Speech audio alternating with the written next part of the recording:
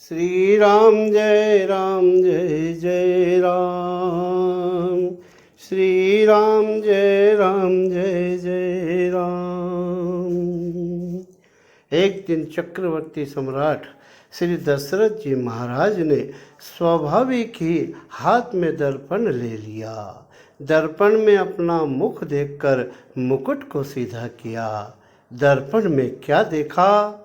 श्रवण समीप भये शीत केसा, मनहु जरा ठपन अस उपदेशा। राजा ने देखा कानों के पास के बाल सफेद हो चुके हैं। दशरथ मानो बुढ़ापा उपदेश दे रहा है कि श्री रामचंद्र को राज्य देकर अपने जीवन व जन्म का लाभ क्यों नहीं लेता है। हृदय में विचार कर प्रेम पुलकित हो गुरुदेव वशिष्ठ जी के पास जाकर अपने विचार सुनाए। गुरुदेव ने कहा, महाराज बेगी विलंबन करिय नृप, साजिय सबउ समाज। आप राज तिलक करने में बेगी जल्दी न करें और विलंब न करें। दशरथ जी समझ नहीं पाए। वशिष्ठ जी त्रिकालदर्शी है। कहने का मतलब था वशिष्ठ जी का, राजन यदि जल्दी करोगे तो भी राज तिलक नहीं होगा, देर करोगे तो भी राज तिलक नहीं होगा। सुदिन सुमंगल तब ही जब, राम होई जुबराज। सुंदर दिन और सुमंगल दिन तो तब ही होगा जब राम राजा होंगे। जानते हैं अभी राम का वनवास बाकी है। परंतु वशिष्ठ जी ने कहा, जाओ राज तिलक की तैयारी करो। दशरथ जी महाराज ने आदेश दिया। अयोध्या जी में ध्वज कलश तोरण कलश रथ घोड़े सब सजने लगे। रानियां मंगल कलश सजाने लगी। सुमित्रा जी रत्नों व मणियों से सुंदर व मनोहर चौक बना रही है। कौशल्या जी ब्राह्मणों को बहुत सा दान दे रही है। गावहि मंगल कोकिल बयनी, विधुवदनी मृग सावक नयनी। कोकिल से मीठी वाणी वाली, चंद्रमा के समान मुख वाली और मृग सावक से नेत्र वाली स्त्रियां अवध में मंगल गान कर रही है। अवध नगरी चारों ओर से वेद घोष से मुखरित हो रही है। देवताओं ने माँ वीणा पानी से राम राजा न हो और बन जाए ऐसा उपाय करने की प्रार्थना की। माँ सरस्वती केकई दासी मंद बुद्धि को फेर कर चली गई। मंथरा ने यह उत्सव देखा, रामचंद्र के राज तिलक की तैयारी देखी, अयोध्या को दुल्हन की तरह सजा देखा। पूछा, क्या हो रहा है? सब ने कहा, तुझे नहीं मालूम, हमारे श्री राम का कल राज तिलक है। मंद बुद्धि ने निर्णय किया, रात ही रात में कैसे सारा काम बिगाड़ा जाए। भरत माता कैकई के पास तुरंत जाती है। कैकई ने कहा, मंथरा आज तू उदास क्यों है? उत्तर क्यों नहीं दे रही है? मंथरा कुछ नहीं बोल रही, लंबी लंबी सांसें ले रही है और त्रिया चरित्र कर आंसू गिरा रही है। कैकई ने पूछा, मंथरा श्री रामचंद्र राजा लक्ष्मण भरत शत्रुघ्न सब कुशल से तो है? मंथरा ने कहा, महारानी जी मुझे कोई क्या शिक्षा देगा? मैं किसके बल पर बढ़ बढ़ कर बोलूँगी? क्यों, हुआ क्या? रामहि छाड़ी कुशल के आजू, जय जने सुदेहि जुबराजू। श्री राम को छोड़कर आज किसकी कुशलता है जिसे राजा युवराज पद दे रहे हैं? आज तो कौशल्या का गर्व नहीं समा रहा है, तुम स्वयं जाकर देख लो। आज कौशल्या को विधाता अनुकूल हुए हैं। क्या कहूँ और कैसे कहूँ महारानी जी, तुम्हारा पुत्र परदेश में मामा के यहाँ है और तुम मानती हो कि राजा मेरे वश में है। तुम्हें तो बस तोशक और पलंग पर सोए सोए नींद लेना ही अच्छा लगता है। महाराजा दशरथ की कपट भरी चतुराई को तुम समझती नहीं हो, देख ही नहीं पा रही हो। बेटा परदेश होने का दुख राजा को नहीं, तुम्हें तो होना चाहिए। तुम तो माँ हो। 15 दिनों तक रचे जाने वाले राज्य अभिषेक का आपको पता है? राजा, कौशल्या, राम या अवध के किसी भी नागरिक ने आपको सूचना दी है? नहीं। खुल गए भाग्य कौशल्या के, दया उसी पर विधना की। रानी क्या दिन रात सो रही हो, समझो चाल राजा की। जब कैकई ने यह सुना तो कैकई अत्यधिक क्रोधित हुई और कहने लगी, हमारे राज्य में तू दासी होकर के बोलती है, तुझे बोलने का अधिकार क्या है? चल निकल यहाँ से घर फोड़ी, किसने तेरी मति मारी है? जो सफेद रुई की ढेरी में बनकर आई चिंगारी है।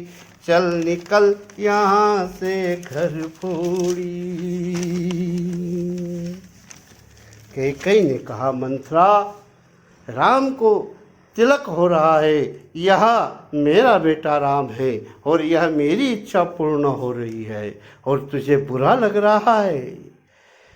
जिव्यायास छेदनम चैव कर्तव्यम तौ पापिनी, नेत्रयोः पातनम चैव नासिकाया विशेषता। मूर्खा, दुर्बुद्धि, राम के राज तिलक होने में यदि तेरी ऐसी भावना है तो तेरी जिभान क्यों न काट ली जाए, तेरा मुंह क्यों न नुचवा दिया जाए, तेरी आंखें क्यों न फोड़ दी जाए। पुण्यस कबहु कहसी घर फोड़ी, तब धरी जीभ कढ़ावऊ तोरी।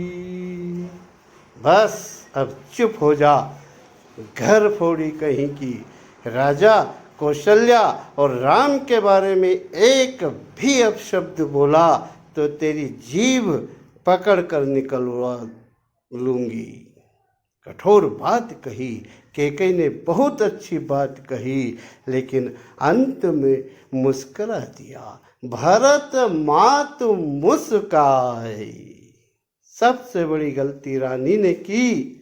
कठोर बात कही, उसका असर होता, लेकिन मुस्कुरा कर अपनी ही बात समाप्त कर दी। कैकई कहने लगी, जेठ स्वामी सेवक लघु भाई, यह दिन कर कुल रीति सुहाई। यह तो हमारे कुल की रीति है, रघुकुल की। बड़े भाई राजा होते हैं, छोटे भाई सेवक होते हैं। यदि कल राम को राज्याभिषेक हो रहा है तो तुझे जो चाहे वह मांग ले। तू नहीं जानती, राम का मुझ पर सब माताओं से भी अधिक प्रेम है। वह मेरा भी श्री राम पर बहुत प्रेम है। मंथरा, यह बात मैं वैसे ही नहीं कहती हूँ। इस विशुद्ध प्रेम की मैंने कठोर परीक्षा ली है और उस परीक्षा में मेरा राम उत्तीर्ण हुआ है। रूठने पर, मेरे कहने पर ही राम शांत होता था और मेरे कक्ष में ही नित्य कलेवा और भोजन करता है। मों पर करई स्नेह विसेखी, मैं करी प्रीति परीक्षा लेखी। और मैं तो यह कहती हूँ कि हे विधाता, यदि मुझे अगला जन्म देना तो उसमें बेटा राम जैसा देना और बहू सीता जैसी देना। जो विधि जाना माँ दे करी छोहू, हो राम सिया पुत पतो।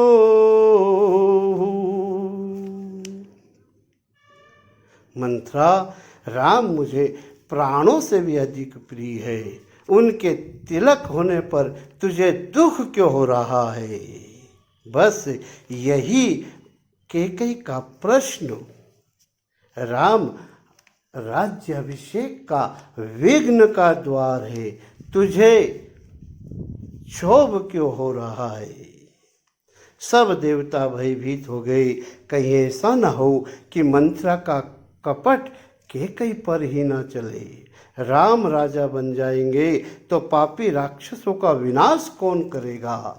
सरस्वती जी के चले जाने पर राज्य भंग होने की बागडोर देवताओं ने स्वयं संभाली है। सज्जनों, प्रमाण और है, तमसा नदी पर श्री राम के साथ अवधवासी गए, तब भी देव माया से उन्हें नींद आ गई। लोग शोक श्रम बस गए सोई, कछुक देव माया मति गोई। और आगे आगे भी आवश्यकता होने पर देवता अपनी माया बराबर करते रहे हैं। देवताओं ने अब रानी कैकेयी पर अपनी माया डाली। सुरमाया बस बेरनी, सुहृद जानि पतियान। देवता की माया के वशीभूत होकर के कैकेयी ने मंत्रा को, जो बेरनी थी, उसे हितैषी मान लिया। बगुली को हंसनी जान लिया। कैकेयी तो घर फोड़ी ही समझ रही है। देवताओं की बुद्धि पलटने पर बेरनी को हितैषी समझने लगी।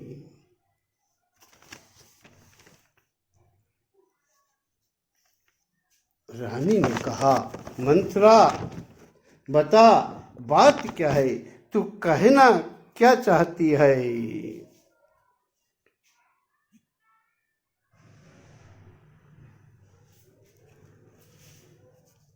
मंत्रा ने कहा, महारानी जी,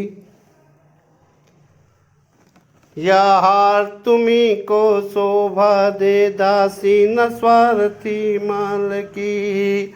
हे जीत राम की वार, भोले भरत लाल की। मैं इतनी स्वार्थी नहीं हूँ, मैं आपकी दासी हूँ, आपका हित चाहती हूँ।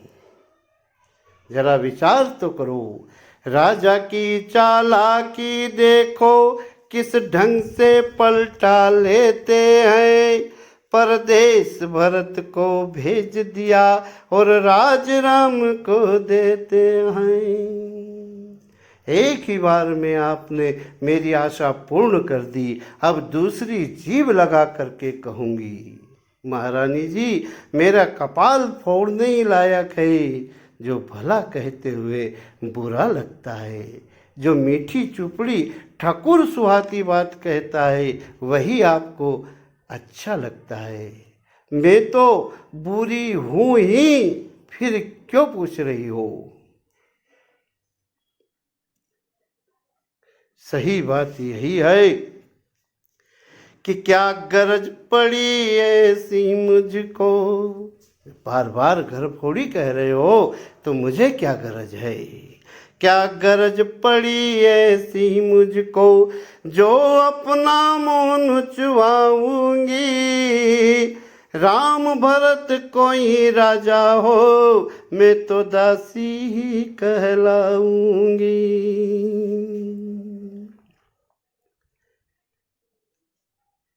सही बात यह है, विपत्ति आप पर आ रही है। मैं दासी की दासी रहूंगी, लेकिन तुम रानी बन रही हो, तुम दासी हो जाओगी।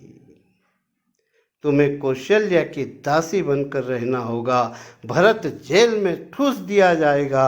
बेचारे भरत को बचपन से मैंने गोद में खिलाया है, इसलिए मुझे सोच है। बलिहारी से उत्सव की, तुम जिसे उत्सव समझ रही हो, राम राज्याभिषेक व राम राज्याभिषेक को थोड़ा सोचो तो सही, कैसा है। अरे बलिहारी से उत्सव की जो देश देश में न्यूते हैं, एक पुत्र को राजा बनाते दो मामा जी के होते हैं। भाई ही नहीं और राज तिलक दिया जा रहा है। सही बात यह है महारानी जी कि तुम उत्सव जिसे समझती हो, तुम उत्सव जिसे समझती हो, वह कुश्ती लड़ने का दंगल है। इस ओर अकेली तुम हो, वहाँ प्रजा तक का बल है। ध्यान रखना, यदि तुम इस रण में हार गई तो, यदि तुम इस रण में हार गई तो भरत रहेगा दासों में, और दासी बनकर रहना होगा तुमको कौशल्या के रणनिवासों में। अवध साढ़ साथी तब बोली, भूल जाओ उन सब बातों को। राजा का तुम पर बहुत प्रेम था, है नहीं। राम का तुम पर प्रेम था, है नहीं। क्यों? समय फिरे रिपु होई पीरीते। जब समय बदल जाता है तो प्यारे भी बहुत विरोधी हो जाते हैं। वह बचपन की बात है, अब राजा बन रहे हैं और राजा अपने कंटकों को साफ करते हैं। साढ़े साती बुध की महादशा गोस्वामी तुलसीदास जी ने मंत्रा को बताई है। अवध के लिए मंत्रा साढ़े साती बन चुकी है। साढ़े साती बुध की महादशा है जो 17 वर्ष तक रहती है। 3 वर्ष बीत चुके हैं। अपनी राशि से 12वें शनि पड़ते हैं तब साढ़े साती प्रारंभ होती है, और जब तक अपनी राशि से शनि तीसरे नहीं होते तब तक उसी राशि पर रहते हैं। शनिदेव इस साढ़े साती के चढ़ाव उतार में 6 माह शांत रहते हैं। गणना करके देखें तो स्वपुत्र को राज्य व सवती पुत्र को वनवास 7.5 और 7.5 15 वर्ष हुए। चढ़ाव उतार के साथ 1 वर्ष कम कर देने पर 14 वर्ष और अवध पर 7.5 ही रहेगी। अथवा मानव तत्व प्रकाश में पंडित गणपति उपाध्याय जी ने बहुत अच्छा भाव दिया कि अब दशरथ जी महाराज की उम्र 7.5 दिवस ही शेष है। बाहर बोले मंत्रा अंतर सारद जान, 7.5 दिवस लगी रहे अवधपति प्राण। अब के कई कहने लगी, का करहूं सखी सुध सुभाऊ, और दाहिनी बाम न जानई काहू। तेरी बात सत्य है मंत्रा, मेरी दाहिनी आंख नित्य फड़का करती है। वास्तविकता यह है कि दाहिनी आंख फड़कना स्त्रियों का अपशकुन है, लेकिन केकई का दाहिनी आंख फड़कना वैधव्य के कारण है। मैंने तो आज तक किसी का बुरा नहीं किया। नेहर में जाकर जन्म बिता दूंगी, परंतु सौत की सेविका नहीं बनूंगी। मंथरा ने कहा, महारानी जी, मैंने जब से यह सुना मुझे रात्रि में नींद नहीं आती, दिन में भूख नहीं लगती। मैंने ज्योतिषियों से पूछा तो उन ज्योतिषियों ने भी यही कहा कि अयोध्या के राजा भरत होंगे। कैकेयी कहने लगी, अब मंथरा तू ही मेरी हितैषी है, तू ही उपाय बता, करूं क्या? मैं तेरे कहने से पति और पुत्र को भी त्याग सकती हूँ। मंथरा ने कहा, महारानी जी, विशेष चिंता की बात नहीं है। अरे दुई वरदान भूपसन थाती, अरे मांगू आज जुड़ावहूँ छाती। दो वरदान राजा दशरथ के पास आपके धरोहर है, आपने ही कथा सुनाई थी, और वही दो वरदान की आज आवश्यकता है। पहला वरदान भरत को राज्य मांग लो, और दूसरा वरदान राम को वनवास मांग लेना। याद रखना